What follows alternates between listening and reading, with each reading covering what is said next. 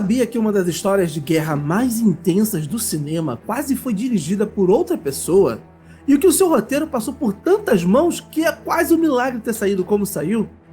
Hoje você vai conhecer os bastidores de Falcão Negro em Perigo, um filme que marcou o gênero com a sua brutal honestidade, sua direção eletrizante e um processo criativo cheio de reviravoltas. Mas antes de seguir com o vídeo, não se esqueça, se inscreva aqui no canal e ative as notificações para receber todo o vídeo que sai aqui em primeira mão. Agora respira fundo, porque essa história é tão intensa quanto a batalha que ela retrata. Tudo começou com Mark Bowden, repórter do Philadelphia Inquirer. Em 1997, ele publicou uma série em 29 partes, detalhando o desastroso ataque de Mogadishu, na Somália, em 1993. Essa série logo virou um livro, e o livro virou um filme. Mas não foi nada simples. O projeto inicialmente era um sonho do diretor Simon West, conhecido por Lara Croft Tomb Raider. Ele chegou a convencer o produtor Jerry Bruckheimer a comprar os direitos da obra. Mas depois de finalizar Tomb Raider, West estava exausto e decidiu abrir mão da direção. Can I get a hallelujah? Com West fora, quem entrou no comando foi Ridley Scott. Hallelujah! A adaptação do livro para o cinema foi outro campo de batalha. O livro original tem cerca de 100 personagens importantes, mas no filme, esse número teve que ser drasticamente reduzido para apenas 39. Era a única maneira de manter o filme com uma duração aceitável. Quando o roteirista Ken Nolan leu o livro do Bowden pela primeira vez, ele ficou tão obcecado em trabalhar na adaptação que chegou a ligar para o estúdio e dizer que ele faria qualquer coisa, que lavaria inclusive o carro do Jerry Bruckheimer se fosse preciso. E mesmo que apenas o nome de Ken Nolan apareça oficialmente nos créditos, o roteiro de Falcão Negro em Perigo passou por muitas mãos talentosas. Sam Shepard escreveu algumas páginas de diálogo, mas que acabaram não sendo utilizadas. Eric Roth, roteirista de Forrest Gump, escreveu falas cruciais para os personagens de Josh Hartnett e Eric Bana nas cenas finais. Steven Zaillian, que havia ganhado um Oscar por A Lista de Schindler, fez uma revisão baseada nos diálogos. E Stephen Gaghan, de Traffic, também contribuiu com um dos primeiros rascunhos. Apesar de tudo isso, foi Ken Nolan que ficou no set por 4 meses, moldando o roteiro dia após dia, durante mais de 2 anos de trabalho. Tanto que no começo, o próprio material promocional do filme listava o crédito do roteiro como sendo de Nolan e Zaillian, mas depois da arbitragem do Sindicato dos Roteiristas, o crédito foi dado exclusivamente a Nolan. Em Falcão Negro em Perigo, a autenticidade foi levada ao limite. O que aconteceu por trás das câmeras foi quase tão intenso quanto o que vemos na tela. E tudo começou com uma preparação que faria muitos desistirem no primeiro dia. 40 atores que interpretaram os Rangers foram enviados para Fort Benning, na Geórgia. Lá eles passaram por um treinamento intensivo de 2 semanas. Ao mesmo tempo, 15 atores escalados para viver membros da Delta Force foram mandados para o Fort Bragg, na Carolina do Norte, onde receberam um curso com os instrutores da primeira unidade de treinamento de guerra especial. E teve mais! O ator Ron Eldard, que interpreta o piloto do helicóptero, foi até Fort Campbell, no Kentucky. Lá ele recebeu orientações diretamente de pilotos de Black Hawk e Little Bird. Entre eles, ninguém menos que Mike Durant, sobrevivente real da Batalha de Mogadishu. Essas conversas ajudaram Eldard a dar mais veracidade ao seu papel e a entender o peso da história que estava ajudando a contar. Mas talvez o momento mais incrível de toda essa preparação tenha acontecido no último dia de treinamento em Fort Benning. Os atores que viveram os Rangers encontraram sobre a porta dos seus quartos uma carta anônima. Ela agradecia todo o esforço deles e pedia apenas uma coisa: contem a nossa história da forma mais verdadeira possível. Foi ali que muitos atores entenderam de fato a responsabilidade que estavam carregando. No set de filmagem, a busca por realismo continuou. Aquela icônica cena do helicóptero Black Hawk despencando em espiral foi feita em grande parte com um helicóptero voando de verdade, manobrado por pilotos altamente treinados. Só depois da queda é que os rotores foram adicionados digitalmente. O mesmo aconteceu com a poeira, boa parte dela foi criada por computação gráfica, já que a poeira real era intensa demais e acabava cobrindo tudo. O chão, inclusive, foi molhado antes das cenas para evitar que a ação ficasse invisível. E dessa vez, diferente de Até o Limite da Honra, que foi um outro filme do Ridley Scott, que não contou com o apoio do governo americano, Falcão Negro em Perigo teve total cooperação do exército dos Estados Unidos. Mas conseguir isso foi uma batalha à parte. A produção passou semanas tentando convencer o Departamento de Defesa a emprestar 4 helicópteros Black Hawk. As negociações foram tão difíceis que só houve um acordo final um mês depois do início das filmagens. Ridley Scott chegou a preparar um plano B, alugar 4 helicópteros Huey da Alemanha e pintá-los de preto para substituir os Black Hawks. Mas, felizmente, o governo americano ficou satisfeito com a abordagem do filme, que não glorificava a guerra, mas homenageava os soldados, e enviou os helicópteros por meio de 2 enormes aviões de transporte C-5 Galaxy.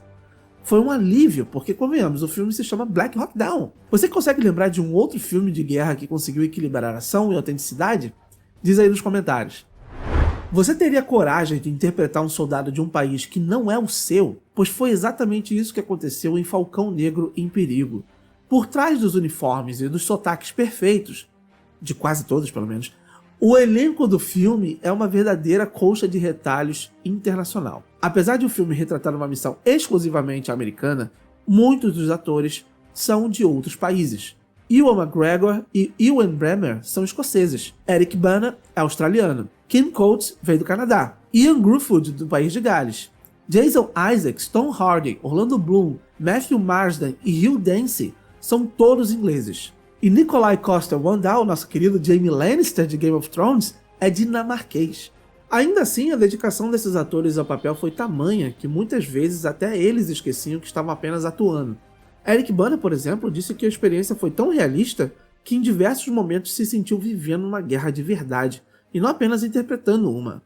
E por falar em Eric Bana, você sabia que ele quase não esteve no filme? O papel de Hood foi originalmente oferecido a Russell Crowe. Ridley Scott queria repetir a parceria de Gladiador, mas Crowe já estava comprometido com as filmagens de Uma Mente Brilhante. Crowe indicou o nome de Eric Bana para o papel. Outro nome que também estava dando seus primeiros passos no cinema era o de Tom Hardy.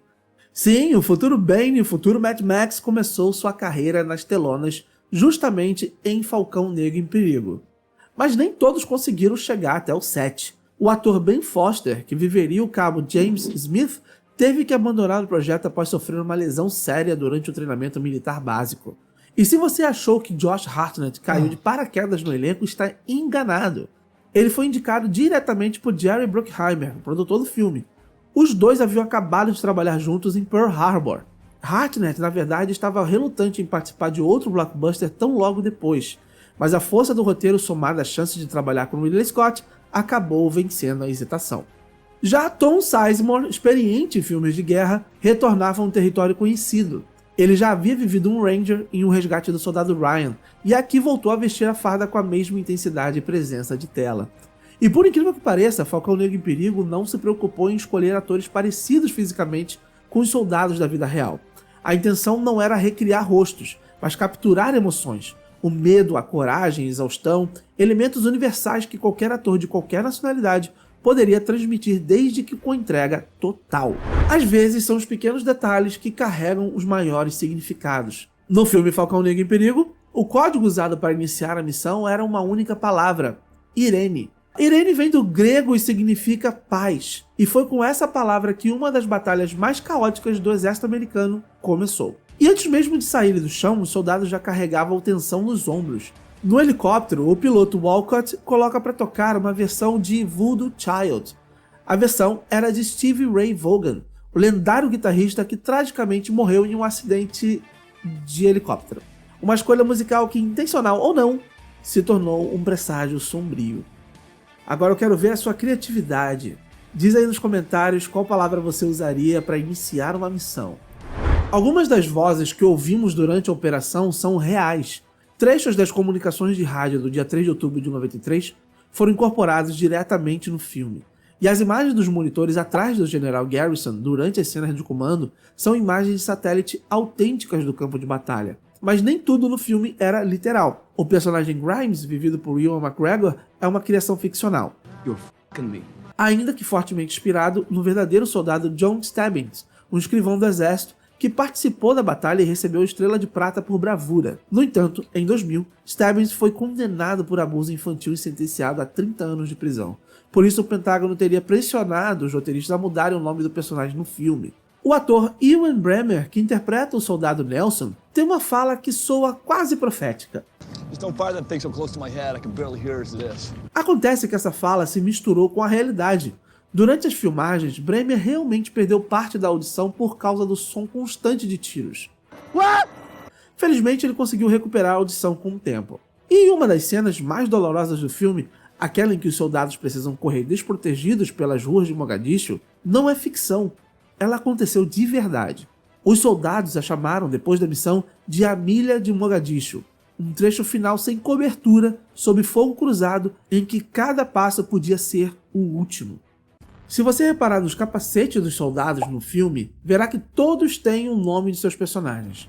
Isso não era comum na vida real, mas Ridley Scott optou por essa licença criativa para ajudar o público a distinguir quem é quem. Afinal, em meio a tantos uniformes e poeira, tudo começa a parecer igual. Alguns papéis parecem encontrar o ator certo na hora certa. E às vezes isso é mais literal do que a gente imagina. Quando Orlando Bloom fez o teste para Falcão Negro em Perigo, ele surpreendeu os diretores de elenco ao contar que sabia exatamente como era quebrar a coluna. Anos antes ele havia caído de um cano ao tentar escalar o apartamento de um amigo e passou por um longo processo de recuperação. No filme, seu personagem, o soldado Blackburn, cai do helicóptero e sofre exatamente essa lesão. No longa, a queda de Blackburn acontece porque o piloto gira bruscamente o helicóptero para evitar um ataque com RPG, mas isso não está exatamente no livro. Segundo o autor Mark Bolden, o que realmente aconteceu nunca foi confirmado. A teoria mais aceita é que Blackburn perdeu a pegada ou escorregou na corda. Eversman só descobriu que havia alguém caído no chão momentos depois. Outra cena marcante envolve o Capitão Steele, que instrui um soldado em pânico a atirar em qualquer um que cruzasse a porta, com 2 tiros no peito e 1 na cabeça. Essa técnica é real e tem um nome: Mozambique Drill. Ela surgiu durante os conflitos em Moçambique, nas décadas de 60 e 70, quando foi percebido que os coletes à prova de balas podiam parar 2 tiros no peito, mas não 1 na cabeça. E por falar no Capitão Steele, ele também usa o termo CHOC, que pode soar estranho para quem não está familiarizado com o jargão militar. Um CHOC é um grupo de soldados designados a uma aeronave específica. O termo vem da Segunda Guerra Mundial, quando os números de voo eram escritos com giz nas costas dos soldados antes de embarcarem. Os Rangers também tinham um apelido para os somalis, skinnies. À primeira vista, pode parecer uma referência ao estado de desnutrição causado pela fome no país, mas a origem é outra. Skinnies são uma raça alienígena no livro Tropas Estelares, de Robert A. Heinlein, que é uma leitura obrigatória em West Point e muito popular entre os soldados. Os Rangers viam a cultura somali como algo tão diferente da deles que parecia coisa de outro planeta. Curiosamente, essa raça alienígena não aparece na versão cinematográfica de Tropas Estelares, lançada em 1997 e que vai ter vídeo aqui no canal, por isso se inscreve aí e ative as notificações que logo logo tá chegando aqui, tá? E se você achou estranho o principal vilão do filme nunca aparecer, é porque realmente ele não aparece. É, isso aí. Mohammed Farah Aidid, o senhor da guerra somali que foi o alvo da missão, não é mostrado nem interpretado por nenhum ator. Na vida real, Aidid morreu no dia 2 de agosto de 1996, e de forma simbólica, no dia seguinte, o Major-General William Garrison, que comandou a missão em Mogadishu, se aposentou do exército. Era como se aquele capítulo sangrento finalmente se encerrasse. That's it. You got him. Agora eu quero saber de você, qual dessas curiosidades mais te surpreendeu? Diz também qual filme você gostaria de ver por aqui e conhecer os bastidores. Deixe sua sugestão nos comentários e se inscreve no canal, porque aqui a gente